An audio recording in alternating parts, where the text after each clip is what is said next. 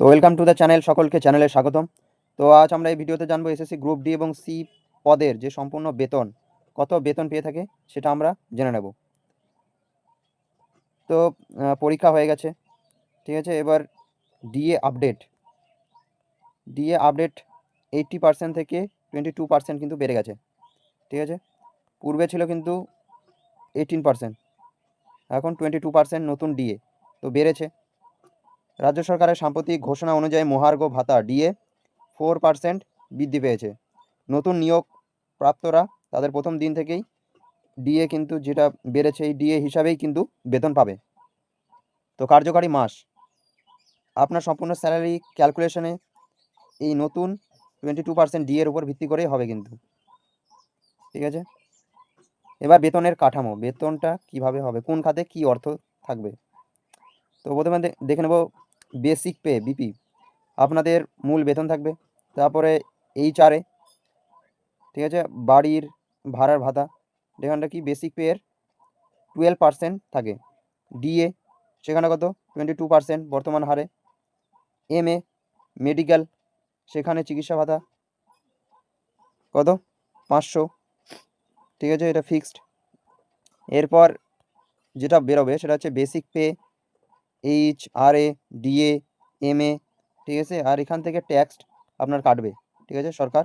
তারপরে যেটা বেরোবে সেটা হচ্ছে ইনহ্যান্ড স্যালারি, সেটা কিন্তু ব্যাংকের অ্যাকাউন্টে ঢুকবে, ঠিক আছে, এটা মাথায় রাখতে হবে, হাতে কোনো কিছু দেবে না। তো এবার গ্রুপ সির প্রথম মাসের বেতন হিসেব, ঠিক আছে। এখানটা বেসিক পে সেটা হচ্ছে 22,700 টাকা বেসিক পে এটা। এবার এইচআর কত, এখানটা 2,724, 12%। ডিএ 4,994, 22%। এমএ 500 টাকা, এটা ফিক্সড মেডিকেল। আর ট্যাক্স 170 টাকা কেটে ইন হ্যান্ড যেটা বেরোবে সেটা হচ্ছে আপনার 30,748 টাকা, ঠিক আছে। গ্রস স্যালারি কত 30,918, সেখান থেকে 170 টাকা ট্যাক্স কেটে ফুল বেরোচ্ছে কত 30,748 টাকা। তো এটা হচ্ছে গ্রুপ সি পদের, ঠিক আছে, গ্রুপ সি পদের এটা in-hand salary. Next group D পদের এবার দেখে নেব মাসের প্রথম বেতন কত হবে। দেখো এখানটাও বেসিক পে কত 17,000, ঠিক আছে, বিপি বেসিক পে 17,000। এইচআরএ এখানটা 12% কত 2,040 টাকা। এরপর রয়েছে ডিএ 3,740, এখানটা 22%, এখানেও। এমএ এখানটাও 500 টাকা, আর এখানে ট্যাক্স 130 টাকা কাটবে। এরপর যে ইনহ্যান্ড স্যালারিটা বেরোবে সেটা হচ্ছে গ্রস স্যালারি কত বেরোচ্ছে 23,280, ঠিক আছে, 23,280 এটা গ্রস, আর ট্যাক্স কাটবে 130। তো টোটাল হচ্ছে 23,150 টাকা, এটা ইনহ্যান্ড স্যালারি আপনার অ্যাকাউন্টে ঢুকবে। তো এটা গেল গ্রুপ ডি পদে, ঠিক আছে। এবার গ্রুপ সি আর গ্রুপ ডি দুটোর তফাৎ আমরা দেখে নেব। দেখো গ্রুপ সি এখানটা হচ্ছে 22,700 বেসিক, আর এখানটা 17,000 গ্রুপ ডিতে। এইচআরএ 12%, গ্রুপ সিতে কত 2,724 টাকা, আর গ্রুপ ডিতে 2,040 টাকা। ডিএ এখানে কত গ্রুপ সিতে 4,994, আর গ্রুপ ডিতে 3,740। এমএ মেডিকেল অ্যালাউন্স কত 500 টাকা, এখানে 500 টাকা, এটা সেম। এবার গ্রস স্যালারি টোটাল কত বেরোচ্ছে এখানটা গ্রুপ সিতে কিন্তু 30,918 টাকা, আর গ্রুপ ডিতে 23,280 টাকা। আর এদিকে ট্যাক্স কাটছে 170, আর গ্রুপ ডিতে 130।